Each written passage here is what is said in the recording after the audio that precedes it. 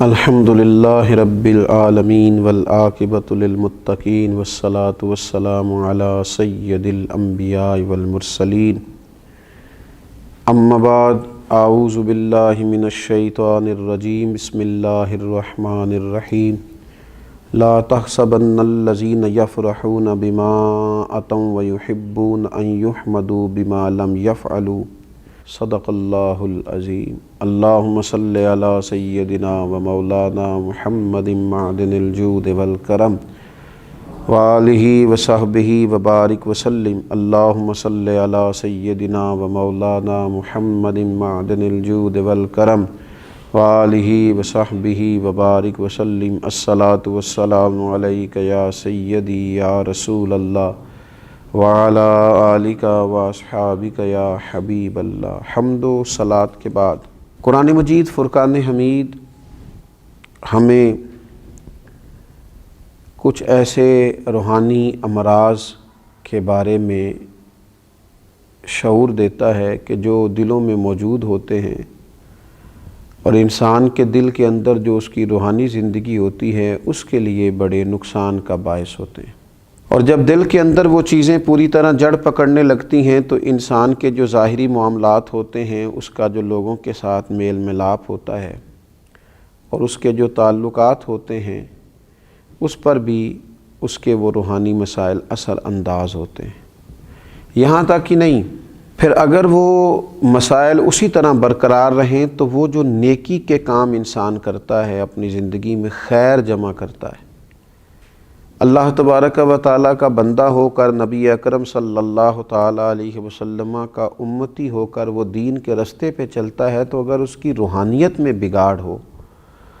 تو وہ چیزیں اس کو وہاں بھی تکلیف کا باعث بنتی ہیں اور اس کے نیک اعمال پر بھی اثر انداز ہوتی ہیں۔ انہی مسائل میں سے ایک بڑا مسئلہ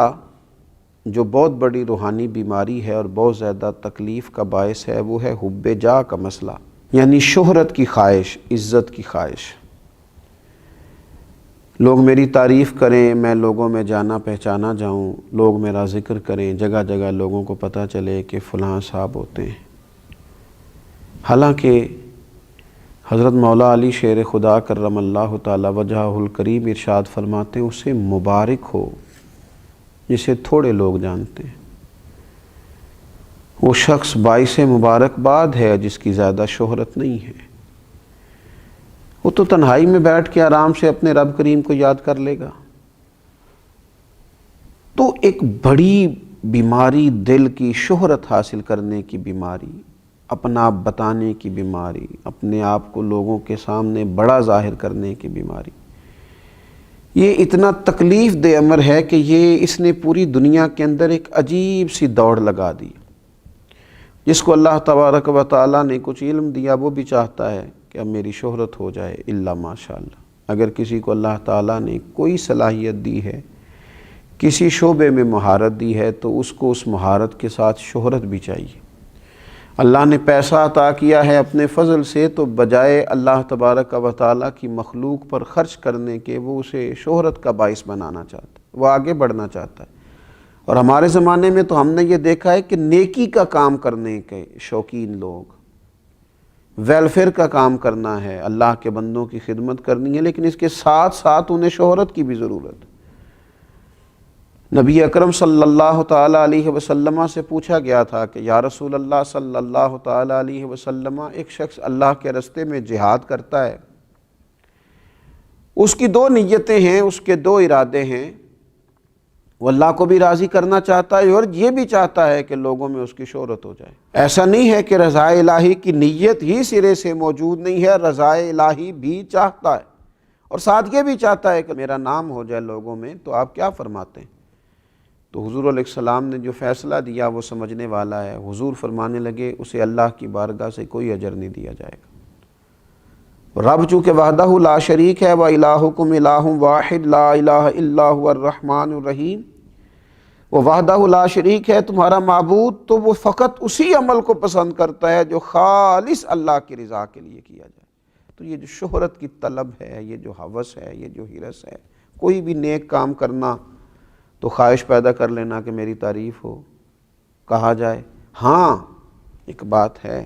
ایک شخص چاہتا نہیں ہے لیکن اللہ اس کی شہرت کر دیتا ہے، تو یہ مالک کا فضل ہے۔ اس کی طلب نہیں تھی، خواہش نہیں تھی۔ آپ دیکھیے انبیاء کرام علیہ السلام کو کتنی شہرت ملی دنیا میں، خلفائے راشدین کو کتنی شہرت ملی، اللہ کے نیک بندے اولیاء اللہ کو کتنی شہرت ملی۔ وہ خود بخود اللہ تعالیٰ ان کے لیے اہتمام فضل کر دے، ان پر کرم ہو جائے، وہ بات الگ ہے، لیکن اپنی خواہش پیدا کرنا اور ہمہ وقت اس طلب اور تڑپ میں رہنا کہ ہمیں اللہ تبارک و تعالیٰ کوئی ایسا نظام کر دے کہ ہم مشہور ہو جائیں، یہ طریقہ درست نہیں ہے۔ اہل یہود کہ یہ عادت قرآن مجید نے بیان کی، ان کا طریقہ بیان کیا اور فرمایا لا تحسبن الذین یفرحون بما اتوا ویحبون ان یحمدوا بما لم یفعلوا، فرمایا ہرگز نہ سمجھنا انہیں جو خوش ہوتے ہیں اپنے کیے پر اور چاہتے ہیں کہ بے کیے پر بھی ان کی تعریف کی جائے۔ ایسا کام بما لم یفعلوا جو انہوں نے کیا ہی نہیں، اس پر بھی چاہتے ہیں ان کی تعریف ہو۔ جو اہل نہیں ہے جس چیز کے، اس پر بھی وہ تعریف چاہتے ہیں۔ جو ہنر، جو فن، جو خوبی ان کے پاس موجود ہی نہیں ہے، ان یحمدوا بما لم یفعلوا، اس پر بھی تعریف مانگتے ہیں جو کام انہوں نے کیا نہیں ہے۔ آپ دیکھیے نا، یہ ہمارے ملک میں آپ کبھی نظر دوڑا کے دیکھیں تو ڈھیر سارے لوگ ایسے ہیں جو بہت سارا کریڈٹ اپنے کھاتے میں ڈالنا چاہتے ہیں، حالانکہ وہ کام انہوں نے کیا ہی نہیں۔ پیسہ قوم کا لگ گیا، محنت کسی نے کی، اور تختی لگانے کی باری آئی تو ہر شخص اپنا کریڈٹ لینا چاہتا ہے، وہ کہتا ہے اس کو میرے کھاتے میں ڈال دو۔ اہل یہود کا طریقہ بتایا اللہ تعالیٰ نے، اللہ مسلمانوں کو اس سے محفوظ فرمائے۔ فرمایا کہ وہ جو نہیں کیا، بے کیے پر بھی تعریف کرنا چاہتے ہیں، فرمایا ایسوں کو ہرگز عذاب سے دور نہ رکھا جائے گا،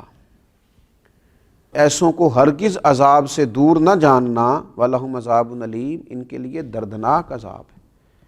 یہ عذاب کے مستحق ہیں اللہ کی بارگاہ میں۔ میرے نبی اکرم صلی اللہ تعالیٰ علیہ وسلم نے فرمایا انسان کے لیے برا ہونے کے لیے اتنا ہی کافی ہے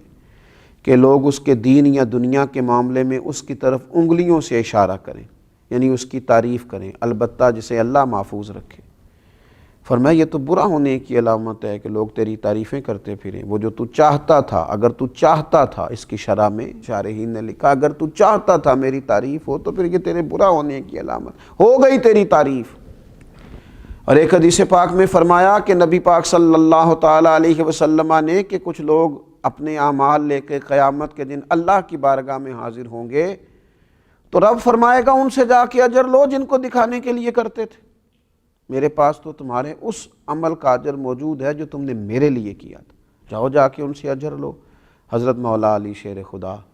رضی اللہ تعالیٰ عنہ فرماتے ہیں خرچ کرو لیکن شہرت نہ چاہو، اپنی شخصیت کو اس طرح بلند نہ کرو کہ تمہارا ذکر کیا جائے اور لوگ جانیں، بلکہ اپنے آپ کو چھپا کے رکھو۔ اسی کسے دے کچھ بھی نہ لگ دے، نہ کوئی ساڈا دردی، اپنے آپ کو چھپا کے رکھو، خاموشی اختیار کرو، اس طرح کہ تم محفوظ رہو گے، نیک لوگ تم سے خوش ہو جائیں گے اور بدکار تم سے ناخوش ہو جائیں گے۔ فرمایا یہ کام کرو، ان کو اپنی زندگی کے اندر طے کرو۔ ایک بزرگ گزرے ہیں حضرت ابو الحسن محمد بن اسلم توسی رحمۃ اللہ تعالی علیہ، حضرت ابو عبداللہ رحمۃ اللہ علیہ فرماتے ہیں کہ میں ان کے ساتھ 20 سال تک رہا ہوں، میں نے نہ انہیں صرف فرائض اور واجبات ہی ادا کرتے دیکھا ہے، وہ فرض نماز پڑھتے، واجبات ادا کرتے اور وہ اپنے حجرے میں چلے جاتے۔ 20 سال کے بعد سمجھ آئی کہ یہ وہ شخص ہے جو گھنٹوں اپنے رب کی عبادت کرتا ہے، یہ وہ شخص ہے جو گھنٹوں بیٹھ کر تلاوت قرآن کرتا ہے، حضور علیہ السلام پر درود و سلام عرض کرتا ہے، لیکن 20 سالوں میں نے انہیں جتنی بھی عبادت کرتے دیکھا، چھپ کے کرتے دیکھا۔ پوچھنے والے نے پوچھا تو فرمانے لگے جس کے لیے کرتا ہوں وہ دیکھتا ہے، جس کی رضا کے لیے کرتا ہوں وہ آشنا ہے، اور میرے عمل سے بھی آشنا ہے اور میرے دل کی کیفیت سے بھی آشنا ہے۔ یہ جو شہرت کی خواہش ہے، آپ یقین کریں جب آدمی مشہور ہو جاتا ہے تو وہ تو بہت سارے ایسے کام بھی نہیں کر پاتا جو اسے کرنے چاہیے، بہت سارے ایسے رشتے جہاں اس کا وقت دینا بڑا ضروری ہوتا ہے وہ دے نہیں پاتا۔